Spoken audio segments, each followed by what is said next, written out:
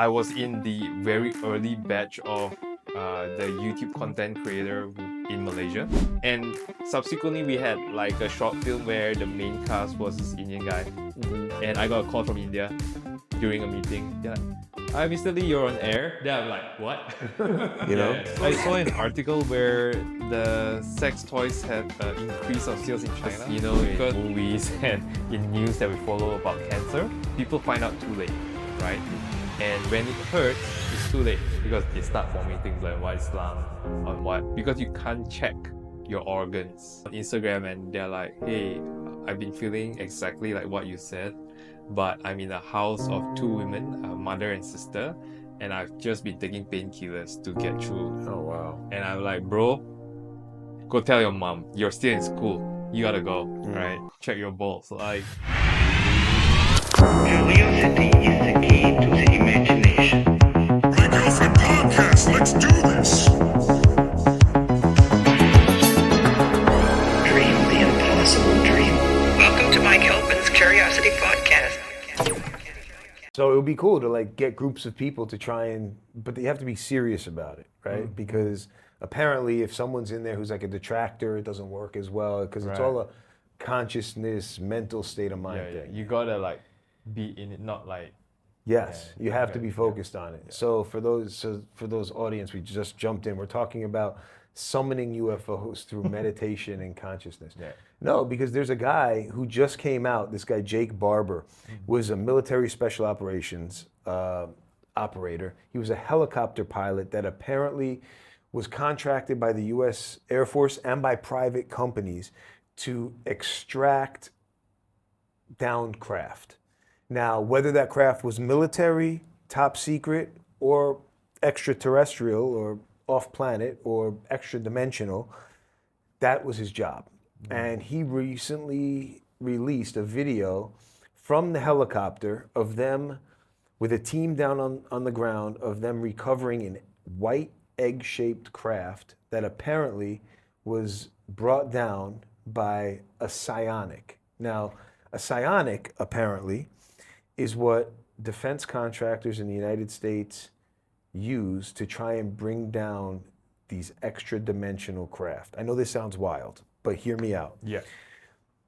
So in the 1970s, the CIA discovered remote viewing, which is essentially being able to pinpoint your consciousness anywhere in space and time through certain meditative practices, right? So if you get into a deep enough meditative state and you intent your will somewhere else on the planet, there are people that can actually do that. And it was a very scary thing because some of these people were able to go into drawers and pull out classified documents in Russia. And meanwhile, they're in the United States, right? So once someone can do that, it's essentially there are no secrets, right? So that's why they kind of kept it secret, because if they made that public, then everybody could do it, because there are certain protocols. There's a place called the Monroe Institute in the United States. That's who they contracted out to learn about how to do it, and it was done through like radio frequency and just basically getting your mind into this mental state with binaural beats.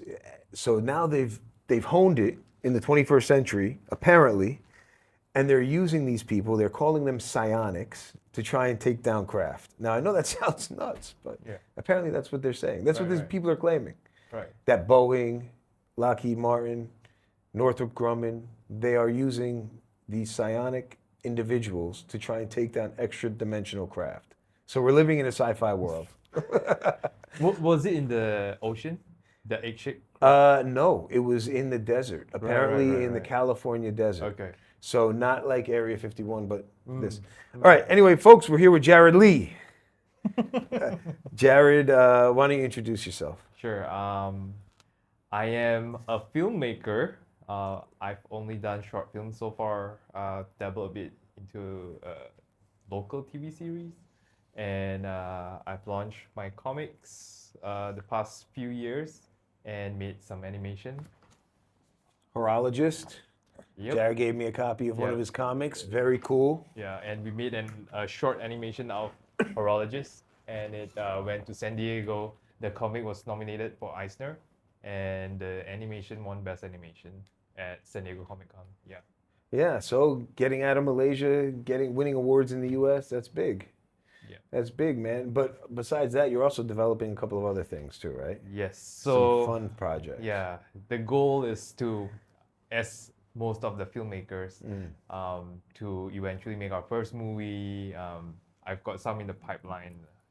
So there's an animation piece, there's a live action, there's a few live action stuff, you know. Yeah, I do. But you know, tell them about like your start, because you started with YouTube, right? Yeah. Is that's how you got interested in filmmaking and all that? Yeah. So I think, so I was mentioning like how I was in the very early batch of the YouTube content creator in Malaysia, and I was kind of ignorant of what was going on around the world with YouTube. So in 2011, I just made a short film with a friend, and we just wanted to send it to a competition. We didn't win. We went into finals, but we were like, it's kind of wasted if we don't show it. And at that time, I did not go to film school, so I wasn't aware of the film festivals around the world. I just, hey, let's just put it on YouTube, right? And right after that, within the week, we were up to about 500,000 views. Wow. Yeah, so things were happening. I was working full time in an event company, so I was teaching people how to wash their face. What? Because we were like promoting like a facial product, and then I kept getting like messages on my phone and like, dude, something's happening to the video.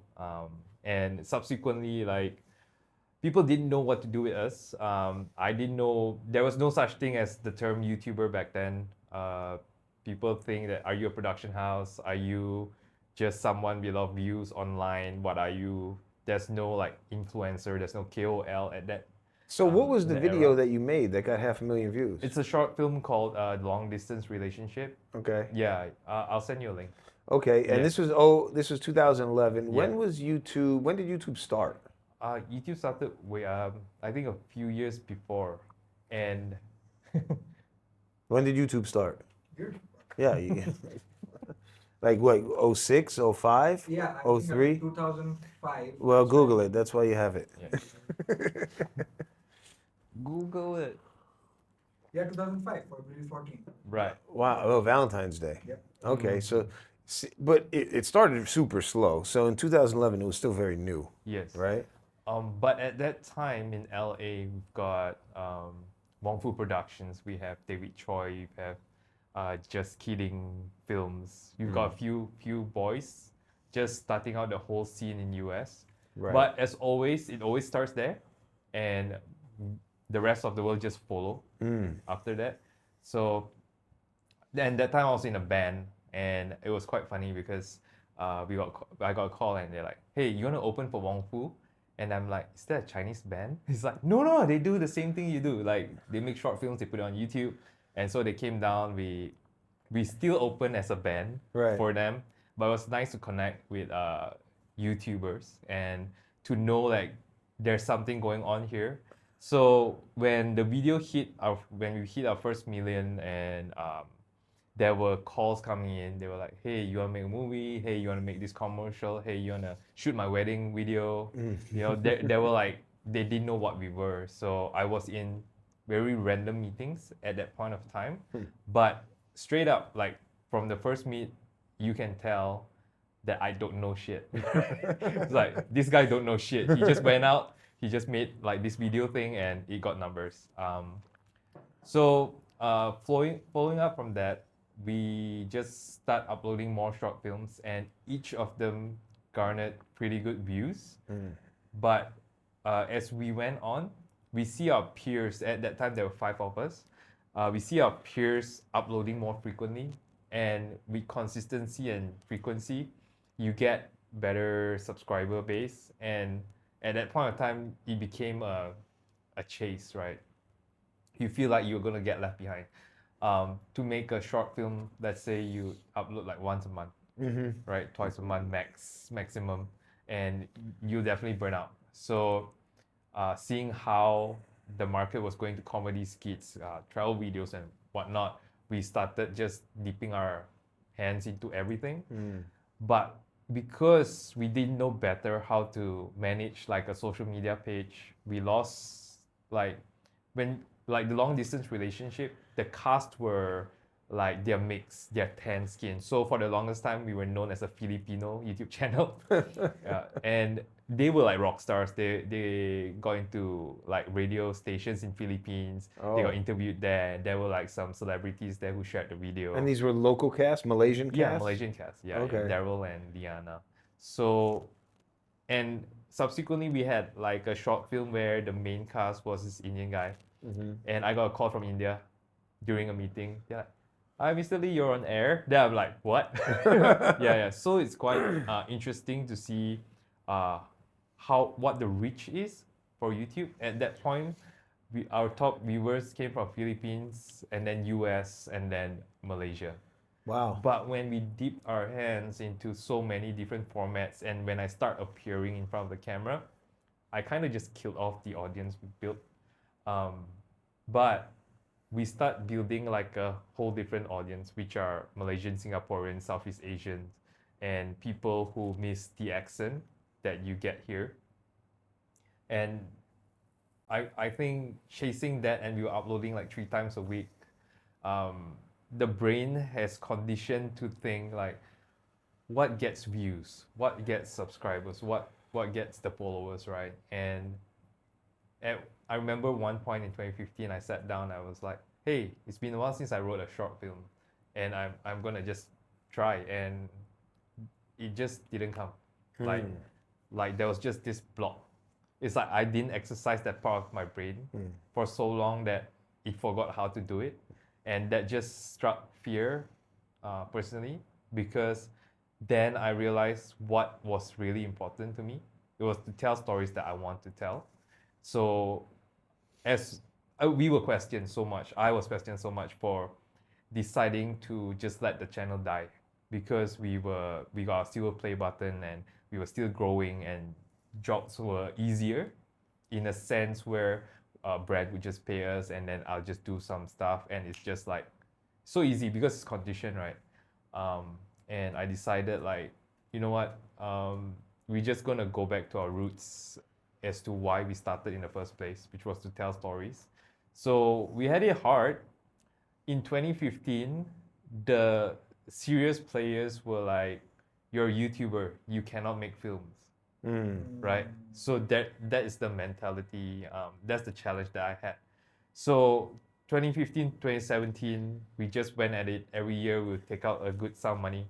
We just throw in 2 works. So you were making money off of YouTube? Yes, but through brands. To give a comparison, the AdSense pay from YouTube did not cover rent. Right. Yeah, it's really low. Even though we have a total of now 36 million views on YouTube. But because in Southeast Asia, the pay is lower compared to... Yeah, like the numbers other that I've countries. heard is that Southeast Asia to the United States is essentially 6-1. And India, I think, is 12-1, if I'm not mistaken. So, and that's simply based on consumer value, right? Like who's watching the videos. Exactly. If you have majority American viewers, though, Yep. you're getting paid at that US dollar ratio, right? Yep. Even if you're based in Southeast Asia. Yes, that's for sure. So it depends on who your viewers are. So when you were making your videos, what language were they in? Were they in English, Malay, Chinese, They were in English. Mandarin? Okay. Yeah. Oh, okay. Yeah, Manglish, yeah. Because of the accent, I think we can't really like enter the American market. We did have like an animation YouTube channel called Cartoon Hooligans. They were the first Malaysian YouTube channel to hit 1 million subscribers. They had a few videos which crossed 10 million views. This was your channel? No, this is not my channel. Oh, okay. Cartoon Hooligans. So they were the first. Sounds like a Malaysian South Park or something. Yeah. So this one was Malaysian. Just Malaysian, yeah. Oh, no So he was way. smart with it. He got American voice over talents to voice the characters. So people can't tell, right?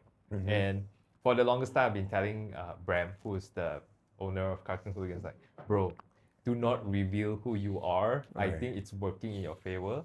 But yeah, so He got this, doxxed. yeah, he got doxxed, and then the views kind of like, yeah. He's still doing it, but it's like fame don't last forever, right? Like there's always a phase for this thing. So,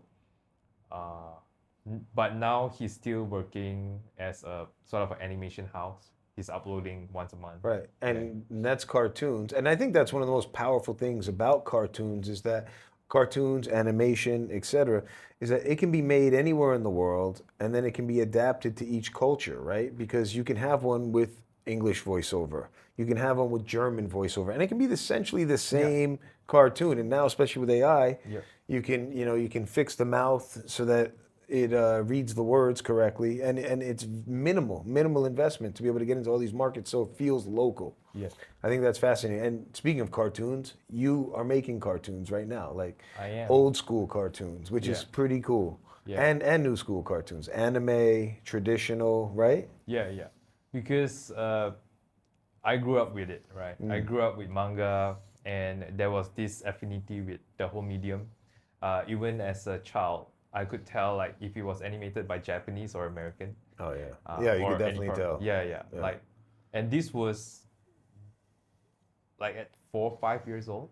Okay. Yeah, I was just watching, and I found myself attracted to the style and everything. And it's always been, for the longest time, like, hey, what do you want to be? Like, I want to be a comic artist. Okay. Right? And I think when I found filmmaking, I saw a way to translate my stories somewhere, and it kind of gave me fulfillment. And thanks to COVID, I get to revisit this childhood goal. So we made our first manga in 2020, Horologist, and subsequently I just started writing more. Yeah. Yeah, that's super cool. I mean, I wasn't exposed to manga or anime until late in my 20s, maybe even my 30s. Yeah. So for me growing up, it was mostly like Looney Tunes, Batman, you Yeah. know, Donald Duck, that kind of thing, right? And then I did discover manga late, anime for the most part, really, quite late. I've only watched a couple of them, one being Blue-Eyed Samurai, which I thought was incredible. Like the cinematography in that was akin to the best cinematographer in a film, because you can create these shots that you're not going to really get in real life, the perfection of it, and it was quite impressive. And I watched the live action of One Piece. I really like One Piece. Right. I love One Piece for Luffy, for his positivity and his just like positive attitude for adventure. I think it's amazing. And you've got a map behind you. Yeah, exactly, exactly. Nice. Yeah, I've got Luffy's attitude. I love that yearning for adventure, right? Yeah, I mean, I am an American who lives halfway around the world, right, in Southeast Asia. So, yeah, but what about you? What is your favorite anime? It's tough. It's like, what's your favorite movie? Right? Yeah, it's very difficult to answer. But I would say, usually it ties back to what you've seen as a child, and it just left like a core memory. It will be Evangelion by Hideki Anno. So he created Ultraman. He created Godzilla. Didn't they make Same a guy. movie about that? There was a film, right?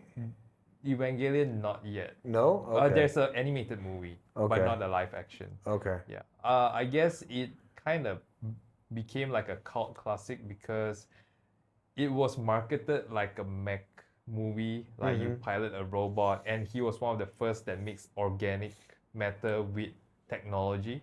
Right. Yeah, he was one of the first. And when people go in the cinemas to watch it, it's actually pretty dark. It's about loneliness. It's about this whiny young boy coming of age and missing his mom, his daddy issues, and the battle is just it's just on the side. So showing that to kids at that time, like myself, I was like, Yeah, I feel like a lot of this anime is really adult facing, It right? It's is. not for kids. I mean, it's gory, it's Yeah. bloody, yes, right? It's not For really for kids. It's kind of like adult animation. it's 100% adult. Yeah. I mean, even some of my favorite sci-fi movies and series came out with anime-like offshoots, like The Matrix, for example. I don't know if you know this, but Yes. The Matrix had those cartoons. Yeah, Animatrix. Yeah, the Animatrix. Those were super cool. Very right? cool, yeah. Even Altered Carbon, which is like my favorite sci-fi series of all time, Yeah. had their offshoot, which was an anime-based cartoon. And I personally really like the anime for Altered Carbon. Oh yeah. Yeah, it was really good. Really good. Really good. Yeah, yeah. Kind of sad that they just canned the whole I thing, know. yeah. Very disappointing, right? They shouldn't have changed the cast. Right. It's true. Anthony they- Mackie didn't hold his weight Yeah. Compared to Joel. Yeah. What's his name? Joel. I forgot his name. Oh God, the Swedish guy. Yeah. I've got a picture of him out there from Joel Kinnaman. Joel Kinnaman. Yeah. Yes. Yeah, he was good. Yeah, I he think was it's really been good. proven over time that, let's say if you make a series and you familiarize with this face, Yeah. right? And then no matter how good the story is, and you just put someone else, Yeah, you know what I'm thinking? Poor Anthony Mackie. Altered Carbon, Captain America. This guy's just getting shit on left and right. he's just replacing white guys, and Right. it's not working out. Right. Right, basically. Yeah, but it was really good. I binged through Altered Carbon through COVID, and I'm very big on sci-fi as well. I was like, hey, it's very cool concept. Yeah. Yeah. Yeah, for me, sci-fi is really about the concept. Like, execution is important, but concept is very important. Like, that's why I thought The Matrix was one of the most groundbreaking films of all time, because it was really the first film that introduced us to the simulation hypothesis, right? That this world isn't real, that we're living in a simulation. Yeah. And it was just mind-blowing. And then, of course, the visual effects were sick, and Yeah, the they acting, were the like- fight scenes were fun. Yeah. Like Yeah. the whole world shook when they saw Matrix. They like, in terms of the technicality of things. Right. When it came out, I was in the One Academy, and it was like animation school. Mm-hmm, So they were like, look at this scene, like, I don't know how, right? Right, what was it called? It was called like the 360 cameras. Yeah, that's it had a one. special name for it. I Yeah. can't remember the name. Yeah. Yeah, Bullet Time. Yeah.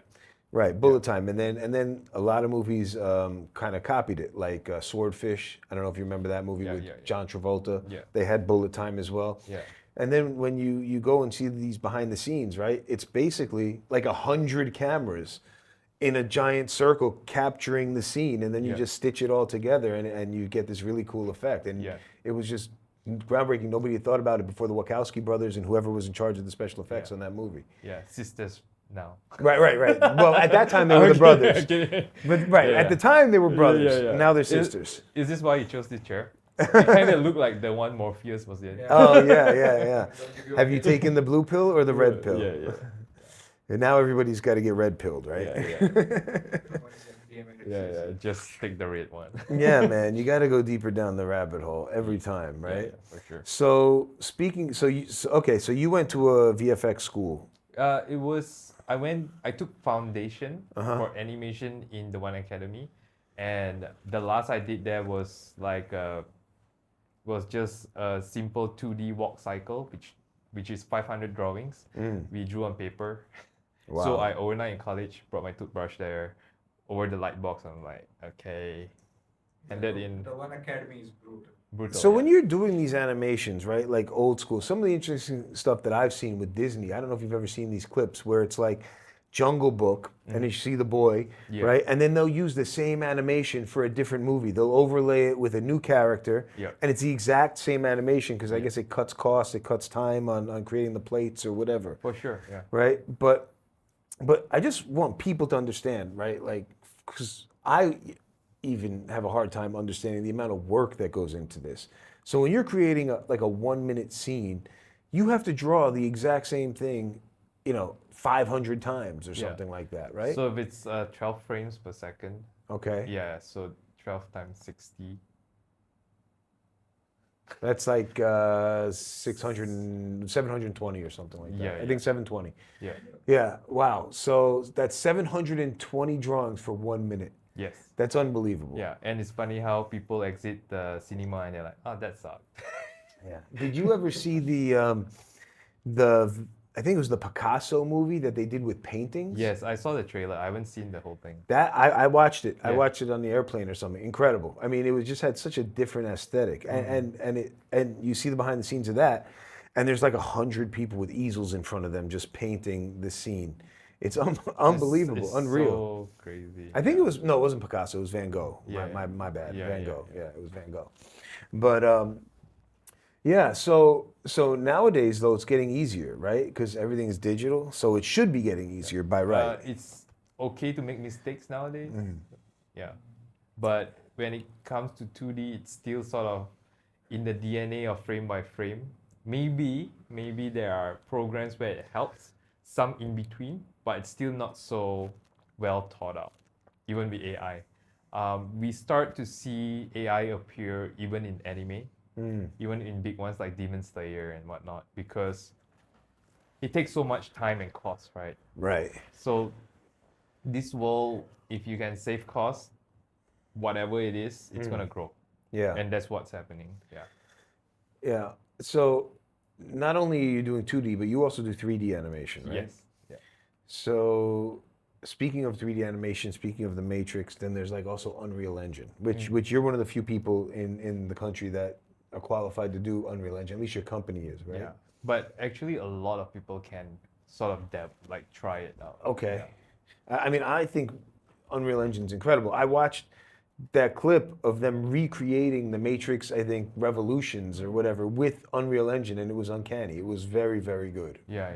I mean, especially for like cityscapes and landscapes. People are still not 100% there yet, but landscapes and backgrounds, incredible. Yeah. It's like you can't tell. Yeah. So, like, for example, when they shoot The Mandalorian, right? I don't know if you know, but they use these digital LED sets. So Yeah, it's essentially it's like a half the- circle yeah. of LED screens. And I think they use Unreal Engine to do the backgrounds. I'm not sure if they do. But they can render it in real time and make changes in real time if the director wants something put into the background while the actor is right there. Yeah. It's unbelievable. Yeah. Props to John for that. Oh, yeah, Jon Favreau. Yeah, he like, okay, let's do this. Yeah, smart. They've got one in Singapore now. Okay. Someone said they have one in Malaysia, but I haven't seen it. I heard, yeah. Yeah, I've heard. I haven't worked with it yet. I heard it's in Bangsar, but I'm thinking, where in Bangsar has land?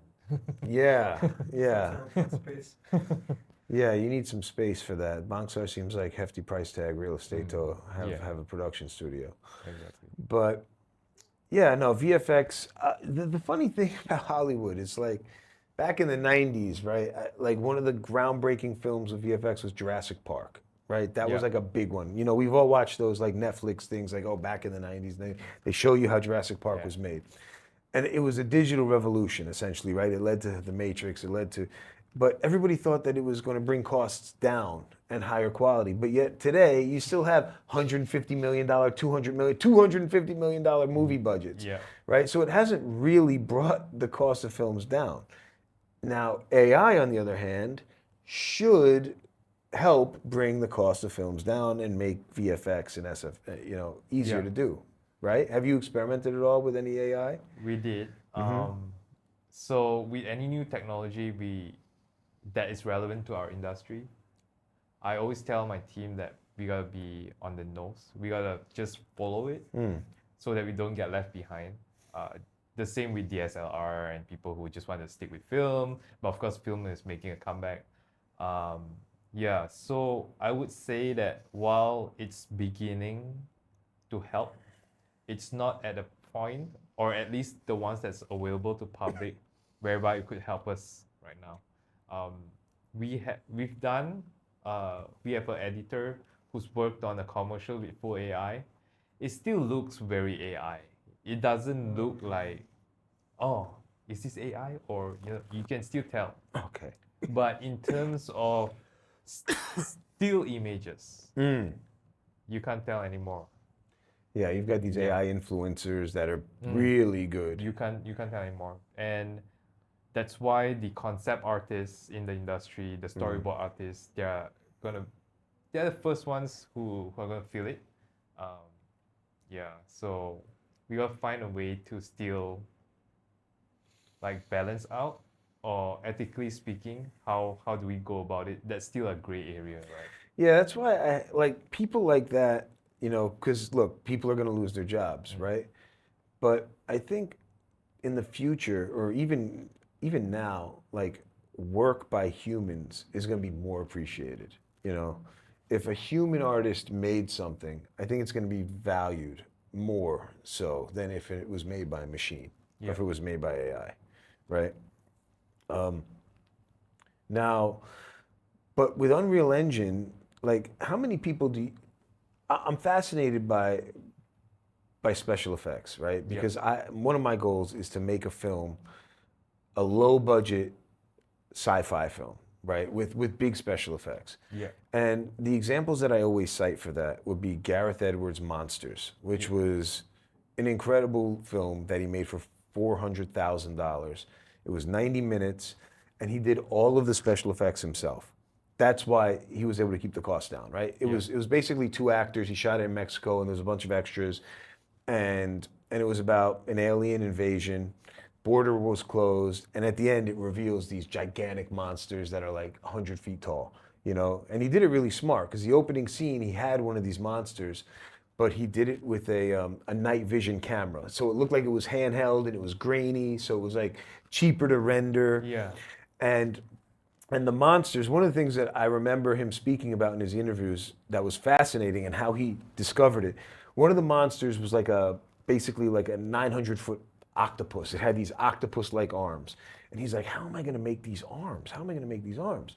And then he was checking the SFX, and he found the button for rope. And he said, that's it. I'll just make it rope, and then I'll draw around it so that it moves with that fluidity, right? So I thought that was really smart.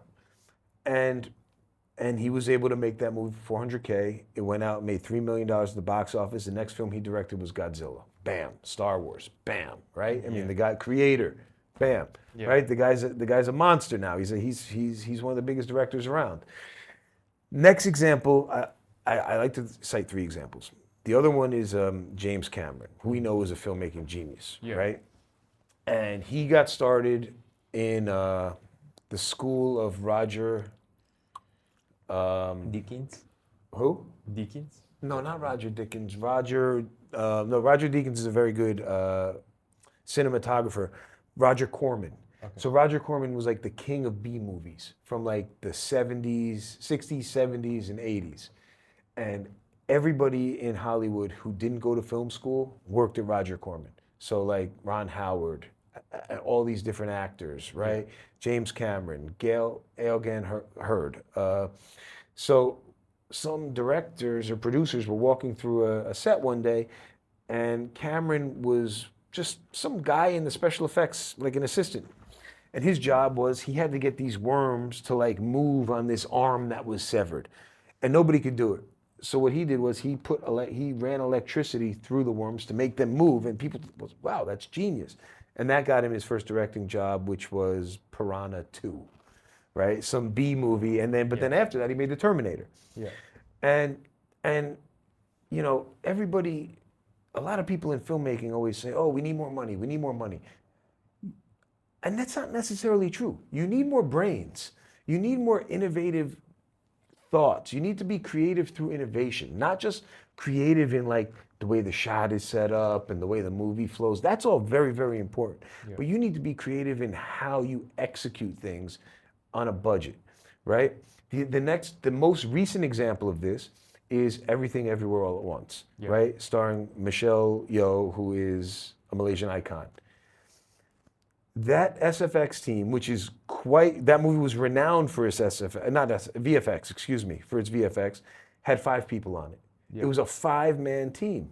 And yet it won Academy Awards across the board. It did great at the box office. And I was watching the behind the scenes for that. And you know, when she would go from universe to universe, the way they did it, they put her in like an office chair kind of, and they had a fan, and they would kind of like move the camera in and slingshot her at the same time, and they had a TV screen. And it was very innovative and cheaply done. So I hope that AI and Unreal Engine and tools like this will allow more of these high quality productions to be made at lower costs. And I think it can be done. You just need people who have the time, who have the energy, the innovative thoughts, and you know, the balls to do it and say, fuck it, I don't need $10 million. I'll do it with 500,000. I'll do it with $1 million. You know, but I'm gonna make my dream come true no matter what. I'll stay up 20 hours a day for 6 months straight and do it on my own, like Gareth Edwards did, right? Yeah. That's what you need, I think. And I think somebody who does that, it's like a startup business, right? Like the best startup business, Facebook, Google, all these guys, they were all bootstrapped at the beginning. Yeah. And then, you know, they made a product and they got funding, right? So if you look at a film career in the same way, it's like you're bootstrapping your first film. You put everything you have into it this first 6 months. Yeah. And then bam, it comes out, it gets seen, that's your Series A. Your next project, you know, Series A, 10 million. Next project is 10 million. Next project is 20 million. You know, that's how it works, I think. But a lot of people don't get that. Everybody thinks that money solves all problems. And sure, money helps, but it's not necessarily true. Yeah. You know? Yeah. Thoughts? I get where you're coming from. I mean, like, starting from YouTube, like, I would look back, my first short film was 50 ringgit, right? And now we're spending like 200, 300, and I'm thinking to myself, like, why? Right? And okay, sure, better lighting, better camera, bigger crew, but there are days when I feel like the weight on setup in between takes just takes away the creativity. So it's like, oh, I think of this, like, let's do this, and oh wait, you've got to wait half an hour because for this scene we need to move things around, and then you sort of lose the magic a bit, but you gotta be patient, you gotta replay in your head, like, okay, and then next. Yeah, so some days, like, we kind of miss the way where, okay, just shoot here and then just shoot here and you do this and do what. So I totally get what you mean. Coming up from there and knowing that we have only how much to use every year, I write a script within the budget and knowing our capabilities to do what, right? And that's how we go about things. Like, I showed you the robot scene, and I'm like, you gotta be really dark, you gotta hide things, you gotta make it believable. So you gotta be smart about these things. There's the Cyberpunk marketplace, which was literally in our office basement, and if you see it without VFX, it looks really bad. Yeah, people are like, what are you doing? It's just like some bigger shit. But when the product came out, everyone was like, oh, okay, yeah. Yeah, after color grading. Yeah, after color grading, and oh, that's why you put a light here and here. And so we've always been playing within our means and without jeopardizing quality. Like, of course, I have ideas where the whole KL explodes, KLCC falls down, there's a plane crashing in the city, but like, I have 100K, let's say. Like, I know it won't look good, right? I still want my work to look believable. So within 100K, maybe just the character in KLCC, and we hear the sound, we see a silhouette, we see a reflection. Enough. We don't have to show the chaos. Yeah, I think to make like a big budget feel movie, you can do it with 3 big scenes: the opening scene, a scene in the middle, and the finale. And then you can have, 2 other scenes, one between the second and third act and one between the first and second act, that aren't huge but display characteristics of the world building and all that. Right? I mean, that's what Gareth Edwards did. He had the fight scene at the beginning. In the middle, he didn't really have much though. He had like some teases, a lot of teases as to what's going to happen at the finale. So that's another way to do it. But I mean, you can make a movie feel big with little things. Like, one thing that I've realized that makes a movie feel big is like jets. If you have fighter jets flying through the sky, and that's easy to do with VFX, right? You're shooting the sky, and you have that big sound effect. that always feels like something bad is going on, right? So like fighter jets, that I feel like that's a good one, you know, and just little thing. If you tweak that into world building, things like that throughout the film, it helps, right? It helps a lot. I mean, sure. Even like run and gun, you know, doing stuff without permit, like Terminator. Cameron was saying they were shooting some of those chase scenes with the tractor trailer and the car on the back streets of LA at like 3 a.m. with no permits. Yeah. You know, they were just shooting it. And I'm like, that's fucking awesome. You know, like you gotta be a little rebel sometimes, you know, don't break the law, but you know, break the rules. Yeah. Right? Break the rules, just don't break the law. You know, that's okay to get ahead. Yeah. And that's you know sometimes what makes somebody great. Yeah. And we are in the best country to break To bend the rules. To bend the rules. Yeah. As like we have no union. Yeah, that's one, which is bad for us. But because of that, there are more things that we can do. Yeah. Yeah, I mean, there hasn't really been a great big sci-fi local film. I did love Imagineur. I really liked Imagineur. I thought that was probably one of the best, if not the best, Malaysian film that I've seen. Like, I like the setting, you know, lo-fi sci-fi, right? But it was a super slow burn at the box office. Like, it was basically all word of mouth. Yeah. It didn't have a big opening weekend, but it had longevity. It was just consistent, right? Yeah. And I love like that like 80s kind of sci-fi feel, like the aesthetic of it was good, the storytelling was good. It was just a good movie. I really liked it. Like that and Abang Adik, you know, probably my two favorite Malaysian films. So far. So far. Yeah, so far. So Pretty far. good. Yeah, I can agree with you for sure. Imagineur and Abang Adik. I brought my whole team there. I was like, Imagineur's in cinema, stop work, let's go. Right. Yeah. Were you one of the first people to go and see it? Or? Yeah. We went quite early in a small cinema in Subang. And this is also because I know the director personally, Nick Amir. Okay. And I was PA on his first movie, Kill. Yeah. So. And it was done at a very reasonable budget as well, it Imagineur. Yes. You know, so when you have that quality, you can get things done at a low budget. I thought, that was cool. Another one that was done at a low budget that I was able to appreciate was Row. It didn't do very good at the box office here, but I know it did well in you know, with Netflix. I think that was Amir Ezwan, if I'm not mistaken. Amir, yeah. Yeah, Amir Ezwan, and yeah, I really liked Row. Row was good. It was a slow burn. You know, I could see why the crowds didn't come out for it, but as somebody who appreciates film, I liked it. Okay. I liked it. I And it was super low budget also. Yeah. Amir's a very smart guy. I worked with him a couple of times on VFX.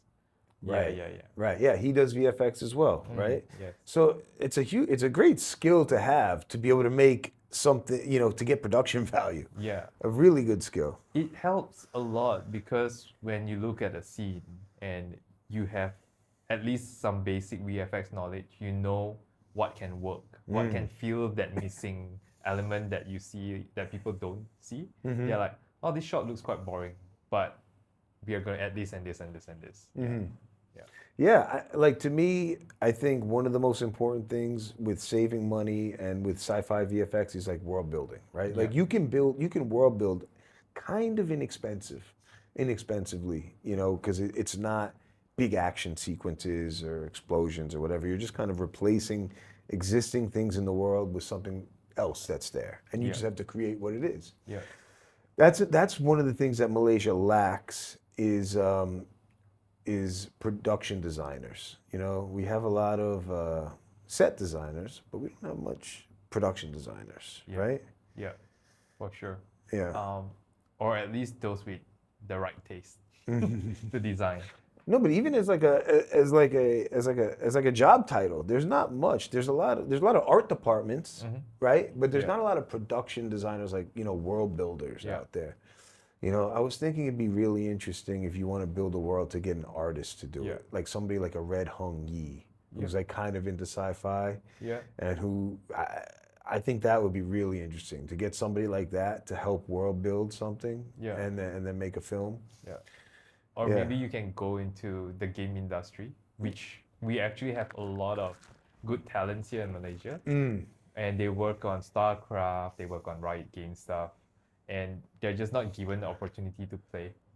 So I think there's that. I've been also writing for games recently. Oh. There have been some commission work. Yeah. Okay. So that's pretty fun to see how that industry works. Also, yeah. Yeah. It is hard.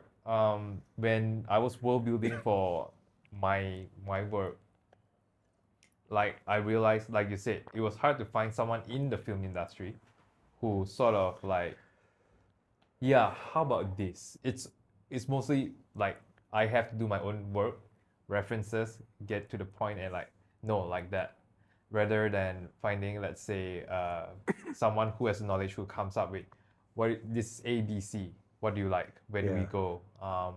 And only like last week I was in Penang. I was talking to this guy Wei Ming. He's also known as Sputnik on Instagram. So he's a landscape artist. But the more I talk to this guy, he sees worlds in his head. He may just arrange plants around the garden or imagine like a structure, but when he shares his concept, when he goes about his projects, so interesting. He's like, oh, I did something for this restaurant. It's called Lucky Hole. Why Lucky Hole? Because I imagine end of the world, and I took a bit of Noah's Ark, and I think like only the rich can afford like a bunker, and so I always imagine a non-working escalator in the middle of the restaurant, and like they pour acid on the wall, and I'm like, he did bro, that? Yeah, and then I'm like, dude, I'm gonna call you to come That's up with pretty stuff cool. for me. Yeah. Like an apocalyptic restaurant. Yeah. And like just name it Lucky Hole because only the lucky ones go. Yeah, that's a good one. Because you know the thing, like I think the problem is in the Malaysian film industry, it's like a lot of the people who are in it are kind of boxed in, you know, unfortunately, because I think censorship is partially an issue. But also the local audience hasn't been exposed to the type of film that you want to do. Like it's not on a local level, right? So kind of what you're working on is novel. When I say novel, I mean it's like, you know, you're a pioneer in the sense of creating kind of this sci-fi world building for Malaysia. I think that would be amazing, right? And I think they're going to get there. I think it's going to happen. I think it's going to happen sooner than later. You know, if not 2026, probably 2026, 2026, 2027. I think you're going to start seeing more Malaysian sci-fi films, and I think people will buy into it because it'll be realistic, it'll be gritty, it'll be cool. But yeah, up to this point, that I mean, Imagineer is kind of one of the big ones, and other than that, there hasn't been much. Yeah, thanks for opening the door. He's like, I'm sure you've been told so many times, like, nah, Malaysian market just don't like sci-fi. You know, that's always the common saying. It's like, nah, sci-fi just isn't our genre. But I think it stems from film education. It's really just the exposure of films, like you said. The mass here are just fed what they're fed, right? And they don't see anything else because they're so used to the language as well. So they won't like honestly, even for me, like if I'm not introduced to the film world, and I wouldn't watch something that's not English, right? And I'm only watching Chinese because I grew up with Chinese, and I would line up in GSC and I overhear like Chinese boys talk. Like you remember Ola Bola? Yeah. So I hear Chinese boys speaking in Chinese. They're like choosing the movies while they're lining up. They're like, nah, let's not watch Ola Bola because the title sounds Malay. Right. So even language itself, it becomes a decision, right? And that's why this country is so hard. Yeah. We are so segregated, right? Segregated yet diverse. Yes. Because it's a diverse nation, right? For sure. I think, there's a really good example of this that's very recent. There's a Chinese animated movie that's out called Neja 2. Yeah. And it's the highest grossing animated film of all time. It made $2 billion in China, right? Yet, I just read an article from an American reviewer who's like, I don't get it. This movie made $2 billion and I just don't get why. And it's like that cultural divide between, you know, China, I guess, and the United States. Because it's weird, right? Movies that do well in China that are American don't do well in like Warcraft, for example. Very big IP. Tanked in the United States because the film really wasn't that good. It was bad. It was bad. It was so bad. But in China, it blew up. It did really well.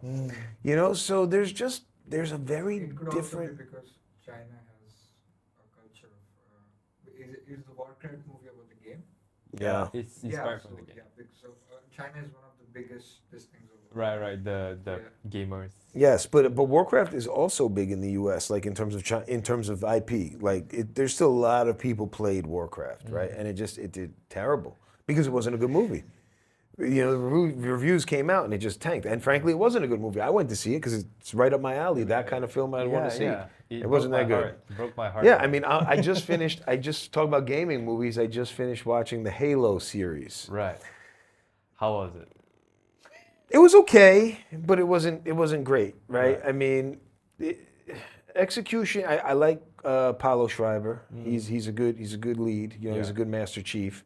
I like the actors.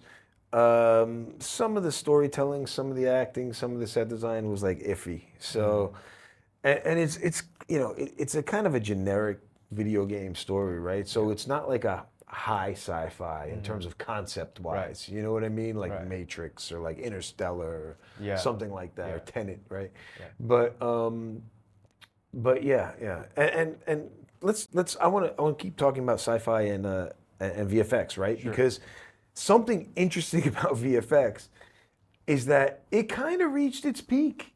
I'd say 5 years ago, maybe, like Endgame, and then COVID happened, and VFX standards have kind of declined, like particularly with big houses like Disney and Sony, and apparently they were like stretching out artists because they wanted so much content for so little money, so to say. But as a guy in the industry, I mean, have you noticed that VFX standards have kind of declined since like the early part of the century? It really depends on the movie. Like sometimes I question because it's been always like, oh shit, this looks so real, this looks so real, this looks so real, and then suddenly there's a movie from the same guys and I can totally tell this is not real. Yeah, like we could say Marvel. Let's talk Marvel. I mean, Marvel was great, and then I felt that the VFX declined heavily over the last couple of years. And we're talking across TV shows, across movies. I mean, look, it's hard to kind of one up in Infinity War and an Endgame, right? Like, it's going to be downhill from there regardless, because those movies were so big and so great, right? But that doesn't mean you have to sacrifice the CGI. You know, I just felt like it got a bit cartoonish, which was why when Dune came out, it was such a relief. Like, this is like, the VFX felt real. It felt like this real world that could exist. You know, when the spaceship landed on the ground and you see the landers just hit the ground and perfectly fold in that metal, wow, that looks good. Yeah. And it's also one of those movies that was made for the big screen. Right. I've got like friends who like, nah, Dune wasn't good. I'm like, where do you watch it? On TV? I'm like, no. That's why it wasn't good. Even on TV, I don't know how you say Dune is not good. But the sound and the experience of being in the cinema, like Dune gave people a reason to go back to the theater. For sure. Yeah. I saw it in IMAX. I saw both of them in IMAX. Yeah, sure. And the soundtrack was unbelievable. It's crazy. You know, Hans Zimmer created instruments. I mean, I've said this before, but he literally invented musical instruments for that film. Which is quite amazing. Yeah, I love Dune. Big Dune guy. I think so. My theory is that maybe Hollywood is gatekeeping and already been playing with AI for the longest time. It's my conspiracy theory, and maybe the field products that we see are just tests from the big guys. And they're not yet releasing it out to the world because they're getting all the rights right, so they don't get sued. I'm jumping the gun here, right? And I know that they've begun scanning famous people, Right. famous actors, because I could pay maybe RDJ half his fee and without him coming on set. The downside to that is that there goes all the upcoming actors who wants to be the next Iron Man or wants to be whatever, because he'll be there forever, right? Yeah. Well, Yeah. people will get. Hopefully, there'll be some fatigue, right? And Yeah. people will get tired of them. But For sure. yeah, and then that you might find some things like Fallout, which I love. I love that show. I by love the way. Fallout. Like, that's the best, one of the best games. I agree. Series, yeah. I agree. Yeah. And what I'm referring to as Fallout is how the actors would then sell their voice rights to the robots, and that very much may happen, just like Yeah. her, Yeah. right? Yeah. Where they might, because robots are coming too. Her is already here, man. Yeah, Like, all yeah. the AI girlfriends on the app. Yeah. Have you seen sexy mode in Grok? Oh my God, it's crazy. No, I'm not. So Grok has all these different modes that you can customize your AI to. It can be like unhinged, it can be assistant, it could be therapy, it could be sexy. So there's this one where all it does is talk sexy to you, and you can choose male, female, right? And you could literally have AI phone sex with an AI on Grok. Yeah. It's nuts. Like I was trying to test it to see how far it goes. It's wild, man. And they're like, "Oh, do you want me to keep pushing?" I mean, we should show people. Let's do it. I want to show people what this sounds like because they have no idea. This is wild. Oh man. Okay. All right. This episode's taking a sharp turn. Yeah, well, okay. So you've got assistant, storyteller, kids story time, kids trivia, meditation, conspiracy grok, not a doctor, not a therapist, and then you have, it's called sexy, right? So confirm your age. You have to confirm your age, all right? Whatever, 2000. So just listen to this. Oh no. Wait, how do we do it? Okay, so sexy grok, what's your name? Hey there, I'm Era. Glad you think I'm sexy. Feelings mutual. What's got you all worked up tonight? Nothing. We just wanted to see how sexy you could get. Oh, I can get plenty sexy for you. Picture this. Sheets barely hanging on, my hands sliding up your chest, teasing you just enough to make you groan. Okay, thank you very much. That's enough. Hello, Scarlett. Nuts, right? and I just wanted to see how far they're pushing this. Yeah. You put that into a robot, and I mean, it's, you've got Jude Law's character from AI. Yeah. You I saw an article where the sex toys had increase of sales in China because they integrated it. Oh wow, I wouldn't be surprised. I mean, at CES they displayed a sex robot this year. And look, porn is always ahead of the curve, right? They're ahead of the curve in videos on the internet. They're ahead of the curve on OnlyFans. I mean, which is basically creators getting paid out big sums of money. Yeah. And now they're going to be ahead of the curve on sex robots, guaranteed. I mean, they're the first person that's going to bring consumer-facing robots, most likely. And people buy it because people are heathens. Yeah, or just lonely, right? Yeah. Japan and Korea particularly. Those two countries have the lowest birth rates in the entire world. I think Korea is at 0.33, which means that in 3 generations, they're going to be, just look this up just to make sure. In 3 generations, there's going to be like a significantly less, a third of the population of what's there now, which is wild. 0.78 births per woman. Right. That's in 2022.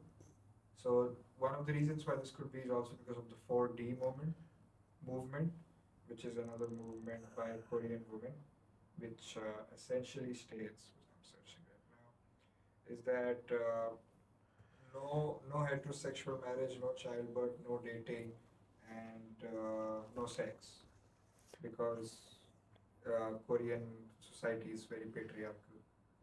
Okay. Well, we're going to ask Sexy Ara. Sexy Ara, with the Korean birth rate currently where it is, what are the ramifications 3 generations from now? Hey, it's just Aura here. No Ira, and I'll keep it sexy for you. I don't have the latest on Korea's birth rate or what's coming 3 generations down the line. No crystal ball for that. But I can tell you this. If the heat between us keeps rising like it is, we might just start a population boom of our own. How's that sound to you? Ready to get a little closer and make some sparks fly? It sounds like you don't have the information we're looking for. All right, we're gonna have to change to assistant mode. Okay, Ara, can you give us the ramifications for the Korean depopulation 3 generations down the line? I don't have real-time data or specific insights on Korean depopulation, but I can share some general thoughts. Okay, never mind. Huh, that's weird. Because you would think ChatGPT can do that. I'm confused. Okay, Grok 3 can do it. Let's try it one more time. No, forget it. All right, anyway, so yeah, through Japan and Korea, you're looking at a massive depopulation. I mean, one of the mind-blowing things when you go to Japan, I love Japan, by the way, love the food, love the people, love the country, but one of the mind-blowing things when you go there is you notice that all of the workers are so elderly, like construction workers on the side of the road. These are people in like their 70s and 80s, and they're still going hard. Yeah. But it's very visually clear that the workforce is elderly, For sure. right? It's very bad for both these countries. I was speaking to a French journalist who was covering the whole topic in Japan. Yeah, and he says like every day a school closes down because there's not enough kids. Wow. Yeah, and like I have a Japanese friend who just had his 4th daughter. Good for him. And I'm like, what's the perk? Like, do you get an award? You're populating Japan as we you know? And he says paternity leave, he gets 8 months salary paid by the government, 80%. Wow. So he gets to just be at home, helps his wife. Yeah. So they are sort of doing something about it, but I think it's hard given the culture, especially in Tokyo. Yeah. Yeah, I mean, people think it's like the work-life balance, It is. or Yeah. I don't know how long it's been on this downtrend, but I certainly think technology is at play. I think technology is one of the culprits of this population deficit that's happening across. It's not just Japan and Korea. I mean, it's across the entire Western world as well, in terms of really first world nations, fully developed nations. And some people say, is that a symptom of becoming a fully developed nation, or a nation where women are actively in the workforce as much as the men? Yeah. I mean, It's wild to think about how something like an aging workforce really stands out when you're walking around Japan. You're spot on about that visual. It's not just a statistic. It's right there in front of you, with construction workers in their 70s and 80s still at it. And the school closings, that's a gut punch every day a school shuts down because there just aren't enough kids. wow. So you were just listening to that whole conversation while the phone was turned off, She did not add any new information. and she just regurgitated everything that we said. Yeah. Okay, we're gonna turn you off now. Thank you. Elon's in your pocket. She's just like, I agree. Elon's everywhere. He is. Do you see because there's a lot of Elon haters right now, Yeah. and people are changing their Tesla badges to Honda and Toyota. So ridiculous. Like, I think it's just ridiculous that everything in the United States is politicized. Yeah. I mean, what is he's cutting wasteful spending. You know what I mean? Like, who doesn't want that? Who wants, this is your taxpayer money, right? That's being spent on these ridiculous programs where you should be feeling the benefits of it, not other nations. Or, you know, I mean, they were doing rat studies in Brazil that were on all transgender rat studies. I'm not even kidding, right? Just all this kinds of crazy stuff. Yeah. And, you know, it just got out of control. And this is a precedent. It hasn't just happened. This isn't the first time. It happened after World War II with Harry Truman. It happened in the late 90s with Bill Clinton, a staunch Democrat, and he balanced the budget of the United States after that. So you didn't hear an uproar back then. I mean, absolutely everything is politicized now. It's just crazy. It's just terrible, really. And they're burning down Tesla dealerships and Teslas, and now they're claiming it to be domestic terrorism. It's too decisive. It's too divisive. It's too divisive over there. Are you glad to be this part of the world? I mean, we're kind of isolated from it. I love America. I love going back there. Yeah. And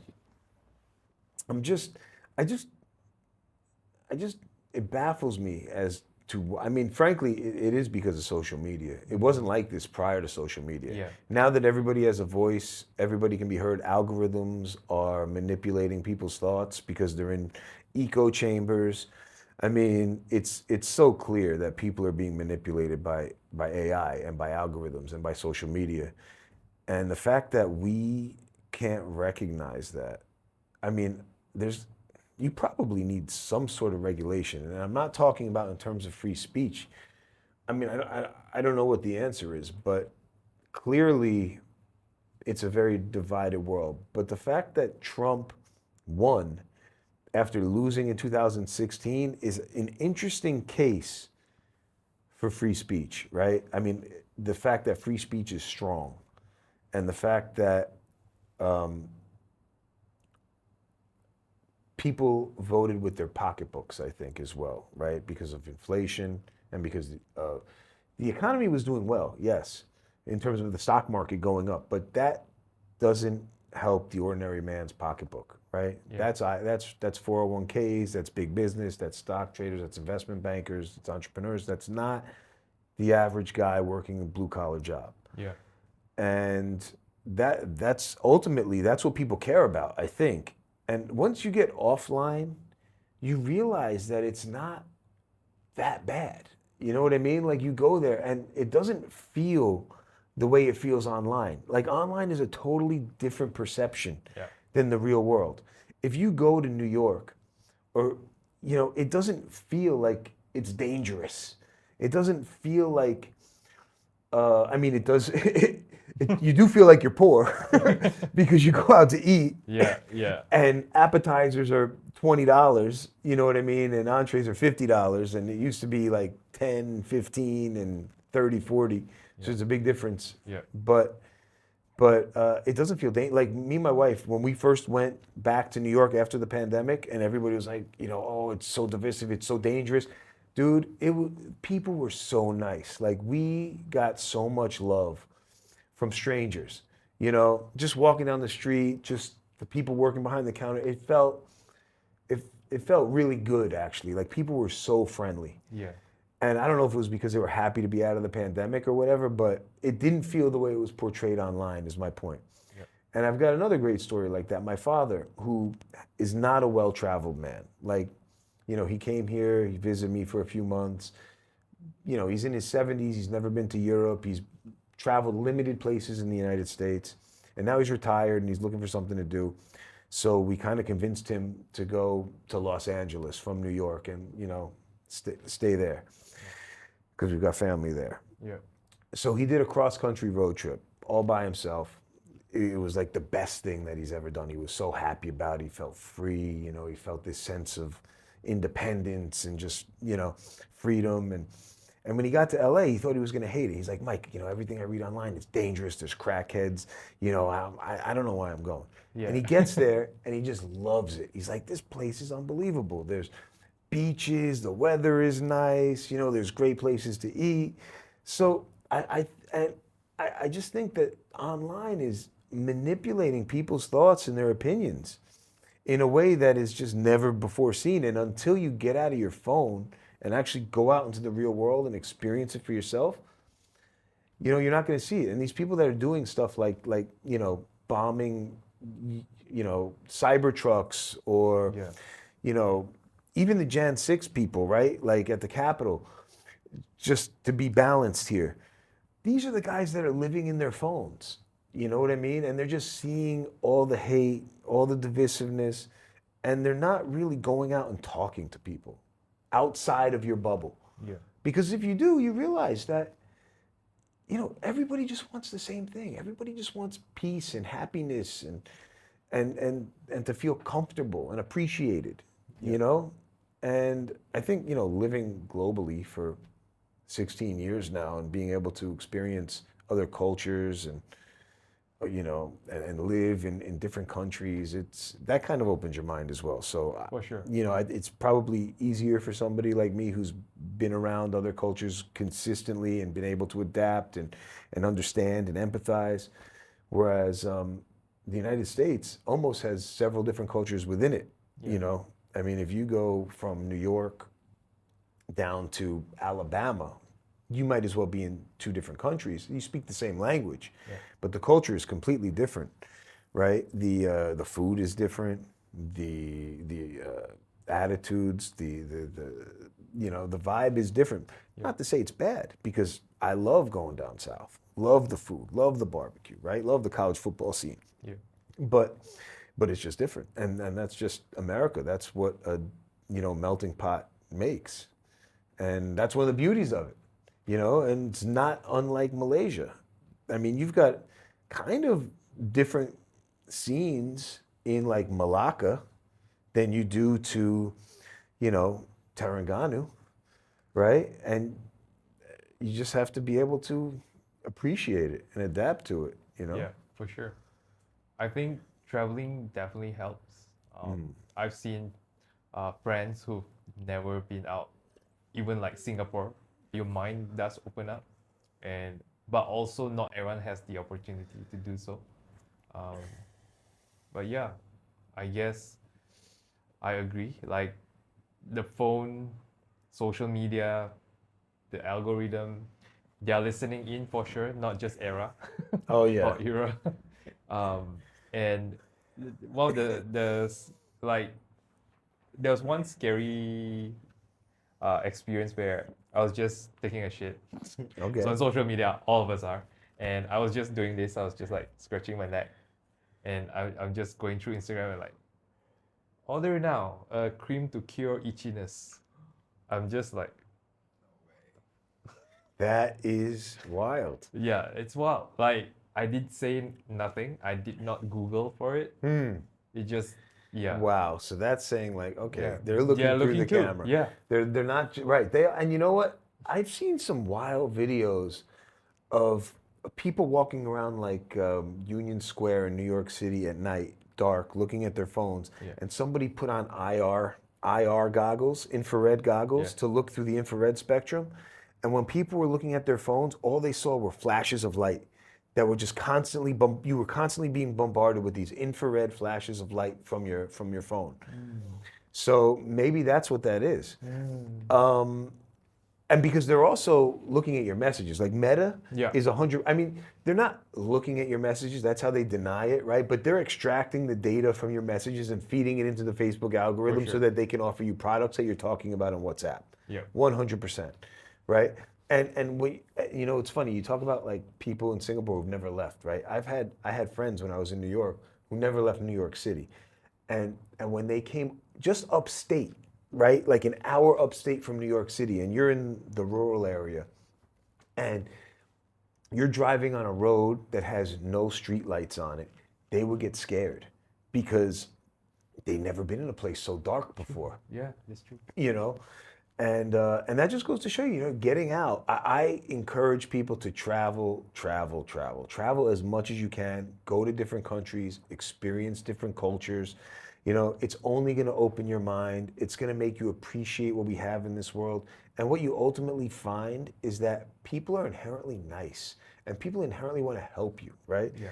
I'm going to encourage my kids to do gap year and travel on their own before they go to university.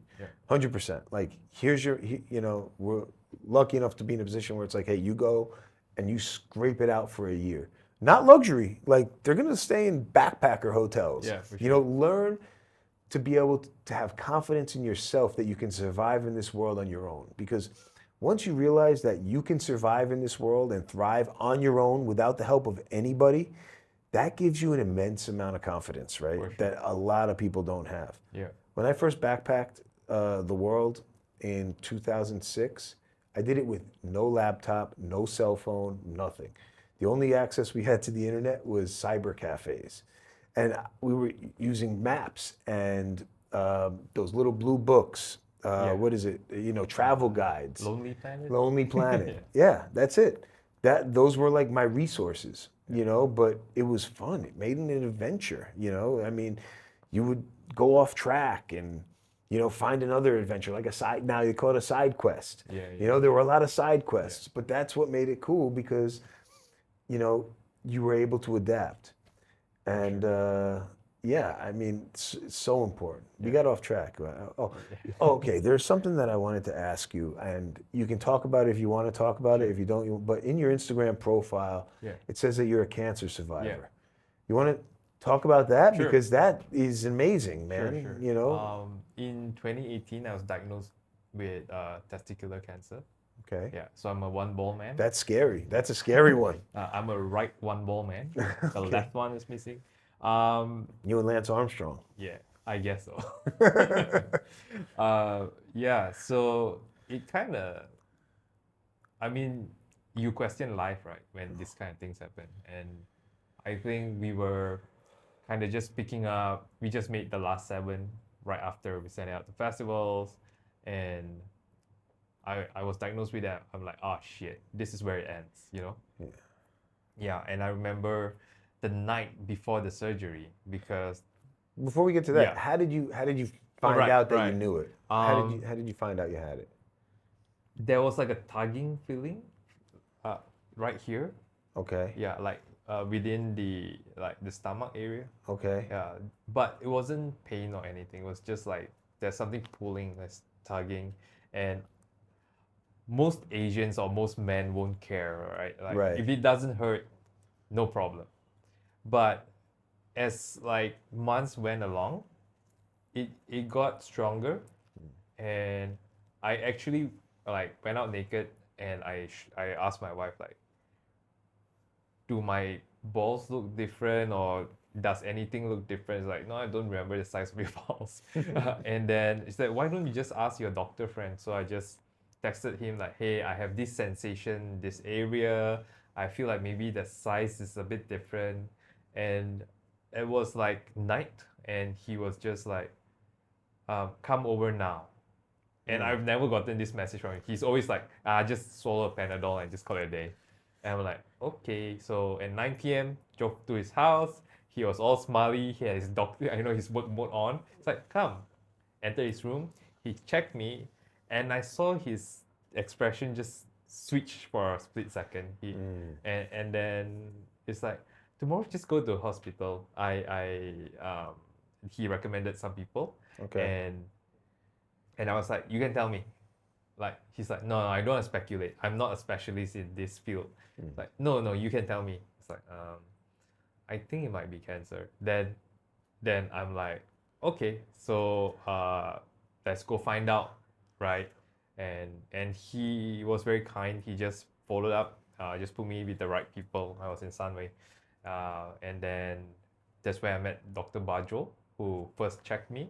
And he asked this question. He asked, does it hurt when he pressed and whatever? And I said, no. I said, oh, if it doesn't hurt, then it's cancer. Oh. Because cancer don't hurt. If it hurts, that's just some tumor where we can just cut out, or it's like benign, So, and then that just made sense so much because, in movies and in news that we follow about cancer, people find out too late, right? And when it hurts, it's too late because they start vomiting blood, white lung, because you can't check your organs. And that's why cancer is so scary. We have yet to have a technology where we can tell why we have cancer and how do we cure cancer. We don't have those yet. But for breast cancer and testicular cancer, you can check. When you shower, there's a way to check for it. I can't show you now, but you can Google. But you can feel, right? If there's like a lump or something. So your testicle, if you like hold the seed, it's smooth. But if you have lump, then it will there's bumps. Okay. Similarly with the breast. So these are the only two cancers that we can check ourselves for. Yeah. I think that's really important news for men out there. This is not something that men, especially in Asia, usually talk about. Yeah, for sure. Right? So check your balls. Yeah, check your balls. I made a video talking about it, and I got so much PM on Instagram, and they're like, "Hey, I've been feeling exactly like what you said, but I'm in a house of two women, a mother and sister, and I've just been taking painkillers to get through." Oh, wow. And I'm like, "Bro, go tell your mom. You're still in school. You gotta go, right?" And actually, there were few who, because of that video, was also diagnosed with testicle cancer, and they came back to me and they said, "Thank you. I found out early because," and whatnot. Yeah, it was quite the experience. Yeah. So if you find out early enough, they can just snip the ball, your testicle out essentially, and you're good. You still have to go through. So I went through chemotherapy. So it depends at what stage they find it. What stage were you? So I was in stage 1. I was pretty good, but he showed the size. It grew to the tumor grew to 7 cm. So that's pretty huge. That's pretty big. And the doctor said, diameter 7 cm? yeah. And the doctor said that's the maximum size. If you came a day later, you would have been easily stage 2 because it would have started spreading.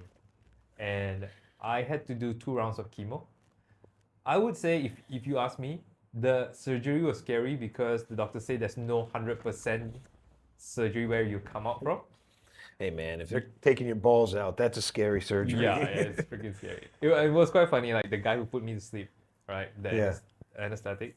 He was small talking me at first. It's like, "What do you do?" Then it's like, "I do film." "You do film? My son wants to intern at the film place. Do you take him down?" I'm like, okay. "Can I call you when you wake up?" I'm like, "Sure." That was the last face I saw. And then I lost them all. That's such a nice dad. Yeah, and the son actually contacted me after. So the night before the surgery, knowing that I may not wake up from it, the first thoughts were okay, Marianne, my wife, all my script ideas are in this folder. Can you give it out to directors you can trust or friends and whatnot to see if it sees the world? And the other regret was oh shit, I won't see the end game because it was after Infinity War. Because I was so invested into the whole journey, right? You had your priorities. Right. And then subsequently, here's my password for the bank and whatnot. I did not tell my family. I did not want a drama scene in the hospital. So I'm like, if I make it out, I'll apologize to my mom. If not, I'm sorry. Yeah. So everything went smooth? Surgery was okay. It was good. It was very painful. It was core memory pain. I felt I was in a sci-fi movie. Right after I came out, and once the painkiller wore out, they put me into a scan. I don't know if the CT scan. So it's all machine, and there was no humans in the room because it's high radiation. Oh, an MRI. Yeah. MRI, okay. But the machine was holding the needles to a lot of my arms. Probably my a legs. CT scan. Yeah. And through the glass, they would look at me and they start shoving. So the machine pokes the needles in, and because it doesn't control strength, it just hurts like F, and it starts pumping you with orange liquid because that's the only way to scan for cancer, to check if there's any left. And my surgery wound is still fresh, and there's a pipe going up my ass, and it's just pumping me full with orange liquid. Wow. Yeah. And I was just holding it in, and right after that, I had to immediately go to the toilet. I felt I was it's like an animal. Just dragging myself to the toilet bowl. I see orange liquid leaking out my ass onto the floor. I just sat there. I was like, oh shit. Yeah. Wow. Yeah, but I didn't get any superpowers of that. So that was just a testing procedure to test if it had metastasized throughout your body. Yeah. So when they did the surgery, they went in through your stomach. They went in through So your stomach. they opened up here, Okay. and then they went all the way down to. And they pulled it out. Yeah. Wow. Yeah. Okay. I don't want to ask about side effects. So side effects. Yeah. If any. I can't have kids. Right. So it messed the whole system up. So I have zero sperm count. We thought about adoption, but Malaysia's proving to be a very hard country for adoption. If you're not Malay, I don't know if you'll put this in the podcast, because Malays will be prioritized in terms of the kids, no matter what race. Yeah. Okay. We if you want, we can cut that out. Yeah. But Okay. You wanna Just cut so we that know. out? I don't know. I don't know if that's Yeah, cut it out because we're already talking about cutting it out. So just cut that part out. And if I know somebody who adopted a Chinese guy. Yeah. They adopted a Chinese girl actually, but I don't know if she was Malaysian. I don't know where she came from. And there are also the illegal way where you just pay a Right, like a pregnant lady surrogate, who yeah. does, Right. If you ask me, the chemotherapy experience was scarier than the surgery, because what it did to me was it just, whatever sparks that you have now in your head and your motivation on living just sucks it out. Like, I was so drugged, and you are constantly hungry, but you have no appetite. You feel like puking all the time, and there was no inspiration, right? Like now I can just think up shit. Like I can see a unicorn You're flying just trying to over. survive. Yeah, there's nothing. Like I tried thinking up shit. I tried to be creative. There's none. Wow. It zapped it out. So it was living day to day, just hoping it's a phase, like it will eventually wear out. Yeah, so I would say I was out for a good 2 years. Like, 2 years. For a good 2 years, there was no magic in the head. How long did it take for the chemotherapy sessions? There were 2 sessions. So Yeah. does that mean that you only went and got it twice, or does that mean you went through like 2 rounds? 2 rounds. So Okay. Yeah. So one round is how many sessions? One round is just one session. So the one round's like 30 minutes. You just sit there with a bag. Right. And the doctor kind of scammed me. He's like, nah, I've seen people like the next day he go out to the mall and blah blah blah. I was like, oh, but the next day I was just out.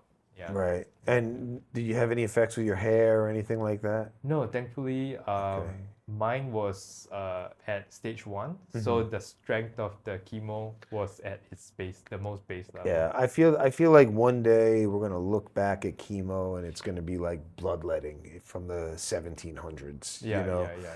Because they're coming up with so many different cancer strategies now. Yeah, that's you know, right. with immunotherapy or CAR T therapy, or even some novel companies coming up with ways where nanoparticles bind to the cancer, and then they could, you could essentially destroy the cancer with a bit of a margin inside. Yeah. So, I hope that, because from everything that you've said and other people have told me and friends of mine, Yeah. that it's just really tough. It is, yeah.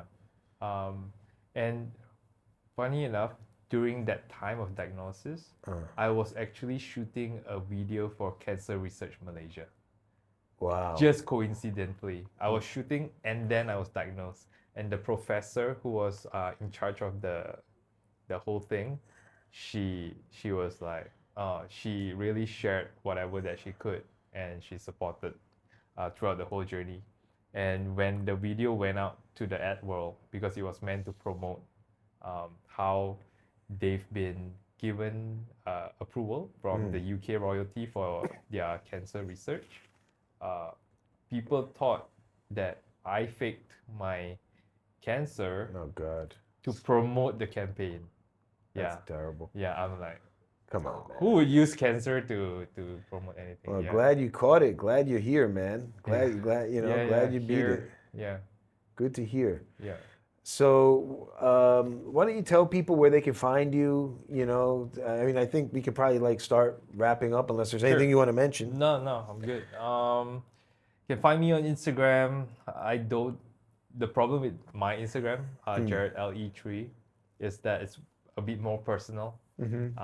There's also an Instagram for the Grim Film, Right.